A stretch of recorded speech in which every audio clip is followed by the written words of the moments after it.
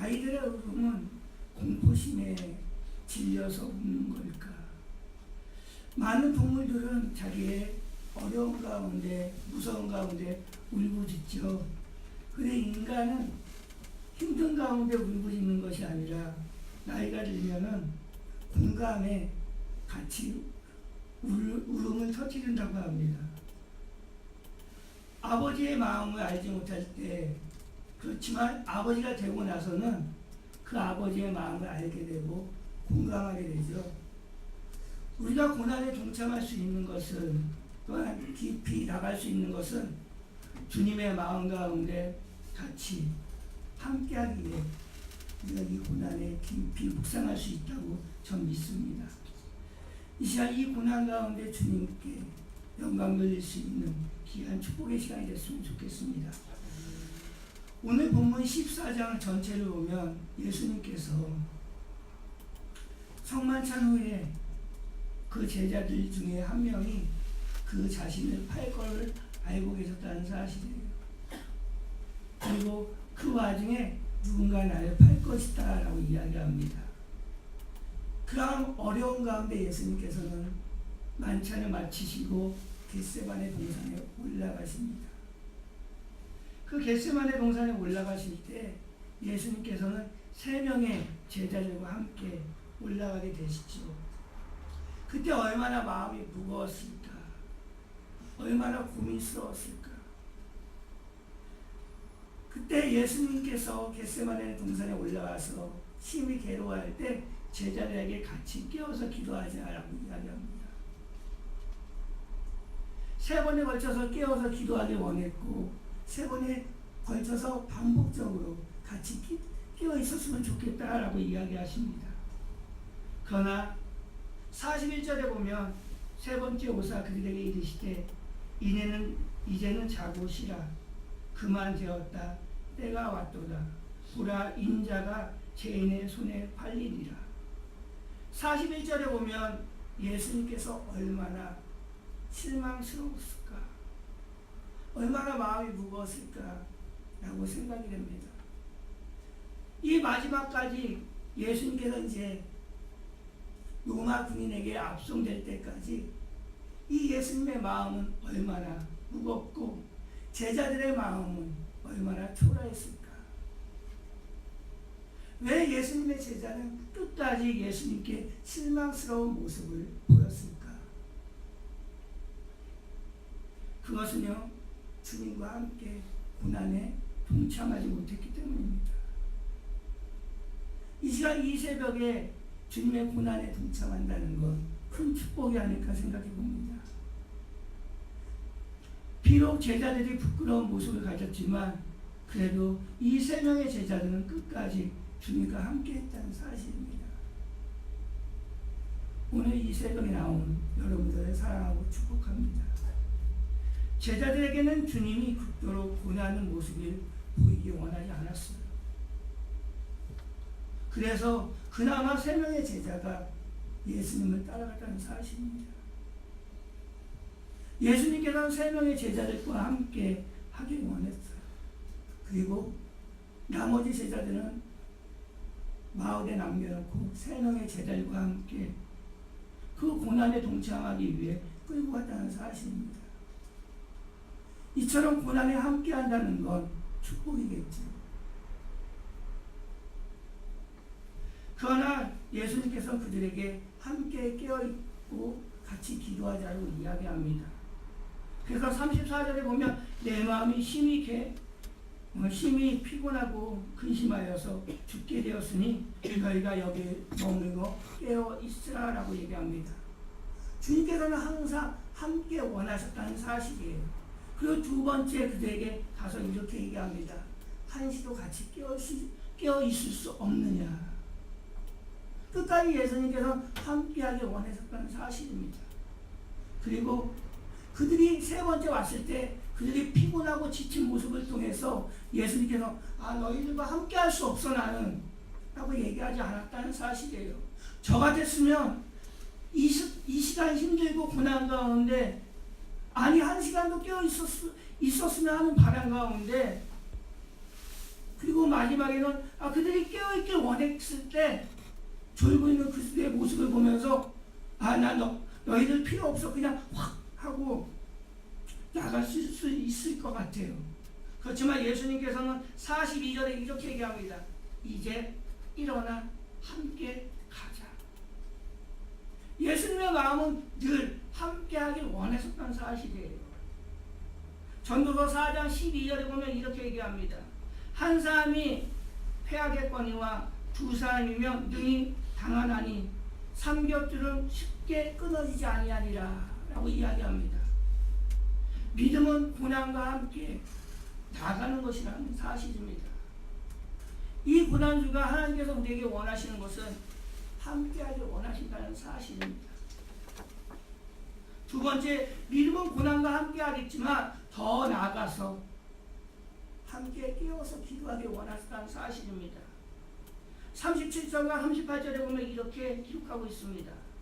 제자들이 자는 것을 보시고 베드로에게 말씀하시되 시몬아 자느냐 내가 한 시간도 깨어 있을 수 없더냐 시험에 들지 않게 깨어 있어 기도하라 마음에는 원이오되 육신이 약하도다 하시고 37절은 그들과 함께하길 원하셨고 38절은 깨어있길 원하셨다는 사실입니다. 여기서 깨어있다는 표현은 그들과 함께하기, 그들과 함께 기도하길 원하셨던 예수님의 마음이 있다는 이야기입니다. 세상에는요 수많은 악기들이 있습니다. 여기는 피아노가 있고 드럼도 있고 신기가 있는 것처럼 세상에는 수십 개 수백 개의 악기들이 있습니다. 그런데요 그 악기들을 조율할 수 있는 음은 라음이라고 합니다. 라음이 가장 안정적이고 또한 악기의 상태를 가장 잘 나타내는 음이 라음인데 이 라음에 맞춰서 모든 악기는 튜닝한다, 조절한다고 이야기합니다. 기도란 무엇인가? 나의 음성과 나의 기도가 아니라 진정한 기도는 무엇인가 하면 주님의 음성에 나를 조율하는 것이라고 믿습니다. 이 고난주가 하나님께서 우리에게 원하는 기도로 깨어있는 모습은 무엇인가? 내 소리가 아니라 주님의 음성에 나를 맞추는 것, 그것이 진정한 깨어있어서 기도하는 모습은 아닐까 생각해 봅니다. 나의 소리를 낮추고 주님의 음성에 맞춰 나가는 것, 이것이 진정한 믿음임을 기억하시기 바랍니다. 여러분 자신의 문제가 있고 상향의 문제가 있고 가족의 문제가 있습니다. 그러나 하나님께서는요 베드로전서 5장 8절에 보면 이런 말씀이 있죠. 근신하라 깨어있으라 너희 대적 마귀가 우는 사자같이 두루 다니며 삼킬 자를 찾느니라 라고 이야기합니다. 하나님께서 우리에게 이 고난에도 동참하길 원하시겠지만 우리의 교회와 우리의 상황을 넘어서 하나님께서 기도하길 원하신다는 사실입니다. 깨어있길 소망합니다. 저는 저번 시간에 저번 주에 18시간을 잤습니다. 또한 14시간을 잤습니다. 아니 12시간을 잤어요. 자포자기 했겠죠. 개인적인 문제로 통해서 많이 힘들었습니다. 주일날 설교를 어떻게 했는지는 모르겠고요. 죄송하지만 화요일날 설교를 제 자체평가로 죽 썼습니다. 그 이유는 딱 한 가지예요. 내 영혼이 깨어있지 못했기 때문에. 우리의 상황에 그렇지 않을까 생각해 봅니다. 하나님께서 우리에게 고난을 주신 이유는 무엇인가? 또 우리의 문제 가운데 하나님께서 원하시는 것은 무엇인가? 깨어있기를 원하신다는 거예요. 목사도요 깨어있지 못할 때 좀 많이 있습니다. 아니 오늘 본문에 있는 것처럼 예수님께서 얼마나 근심하셨으면 같이 심히 내가 고난하니까 같이 기도하길 원하셨습니다. 그리고 그들이 깨어서 있길 원하셨다는 사실입니다. 하나님께서 오늘 우리에게 이렇게 얘기합니다. 함께 기도하자. 여러분의 삶 가운데 이 고난을 통해서 내 영적인 상태를 통해서 하나님께서 우리에게 원하는 것은 무엇인가 질문한다면 하나님께서 우리에게 분명히 말씀하실 겁니다.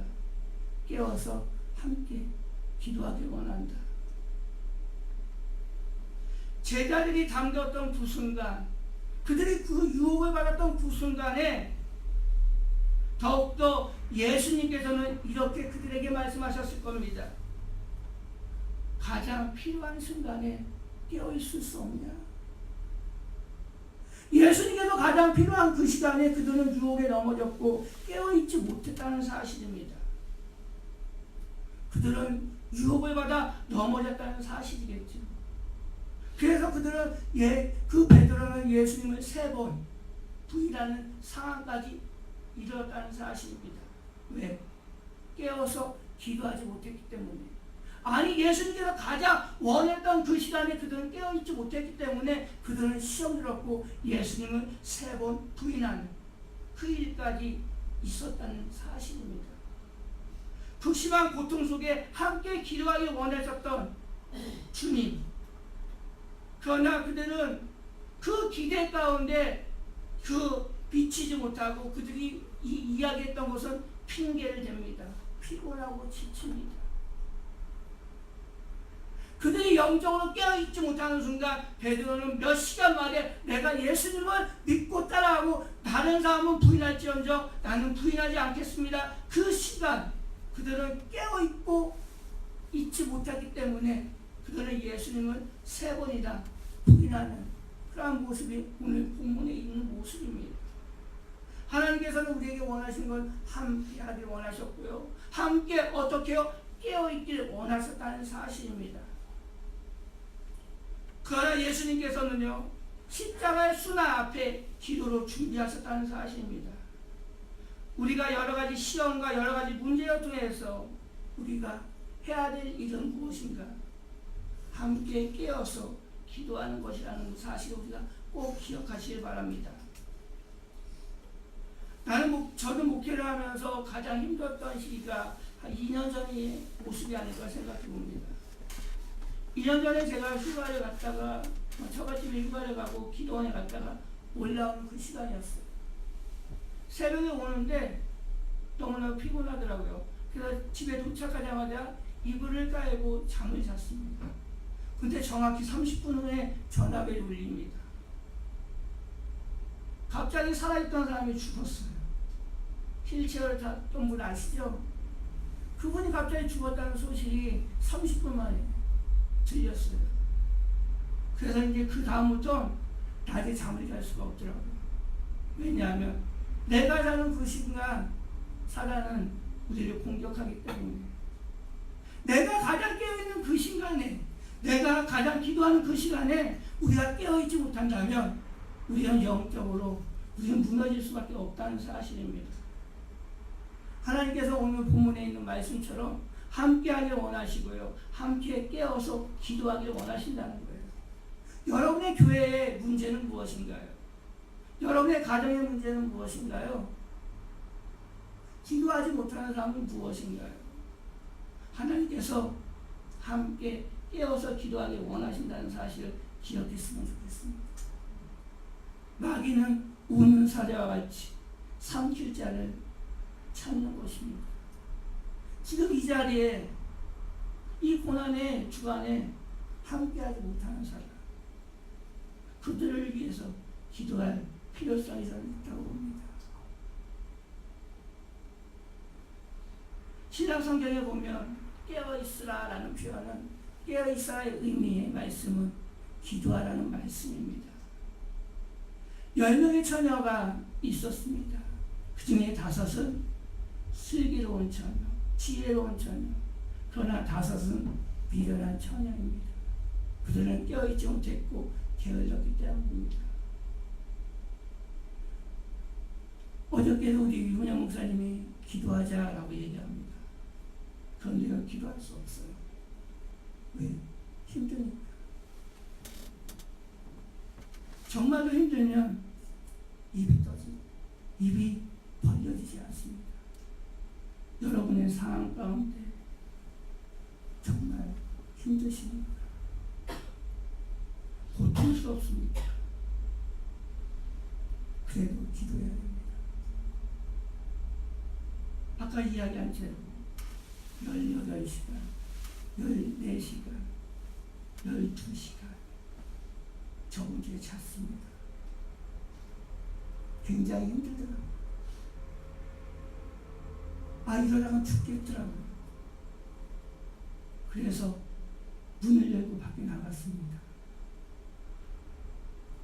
그래서 전도했습니다. 전도하지 않으면 죽을 것 같더라고요. 기도가 나지 않습니다. 그래서 전도했어요. 살려고. 이 고난의 주간에 하나님께서 원하시는 건 무엇인가? 우리가 함께 같이 고난에 동참, 깨어서 기도하는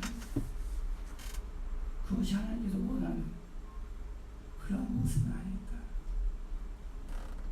제자들에게 함께 깨어 기도하자 이렇게 원했던 그 예수님의 모습처럼 하나님께서 이 시간 우리에게 원하는 것은 무엇일까요? 아니, 하나님께서 우리가 원하는 그 그룹은 무엇인가요? 제자들의 그룹이 되길 원하실까요? 아니면 예수님께서 원하는 그 그룹이 되길 원하실까요? 깨어있는 기도하는 그룹. 예수님께서 우리에게 원하십니다. 함께 깨어서 기도하자. 우리 이 시간 같이 기도하기를 소망합니다. 내 영적인 상태가 무너질지언정 하나님께서 원하는 것은요, 우리에게 바라는 소원은 깨어서 입을 벌리길 원하신다는 거예요. 하나님께서 많은 필요가 없어요. 내 마음이 죽을 것 같다고요? 그건 핑계입니다. 진정 하나님께서 원하는 것은요, 아버지, 그 한마디만 할지언정 하나님께서 우리의 마음을 가장 깊이 있게 느끼시는 분이에요. 하나님께서 우리에게 고난에 동참하기를 소망합니다. 주님께서 제자들에게 이렇게 말씀하셨죠. 너희 기도가 필요하다. 우리 교회가 지금 필요한 것은 무엇인가? 기도입니다. 우리의 가정에 필요한 것은 무엇인가? 기도입니다. 우리의 삶의 문제에 가장 필요한 것은 무엇인가? 기도입니다. 영적으로 여러분의 교회와 여러분의 가정과 영적인 상태가 다시금 회복하려면 나의 삶에 기도로서 주님의 말씀을 조절하고 툰인하는 그러한 시간이 됐으면 좋겠습니다. 우리 같이 주님께 주여 한번 부르고 같이 기도하겠습니다. 하나님께서 우리의 기도를 필요하신다는 사실을 알고 주여 한번 부르고 기도합니다. 주여!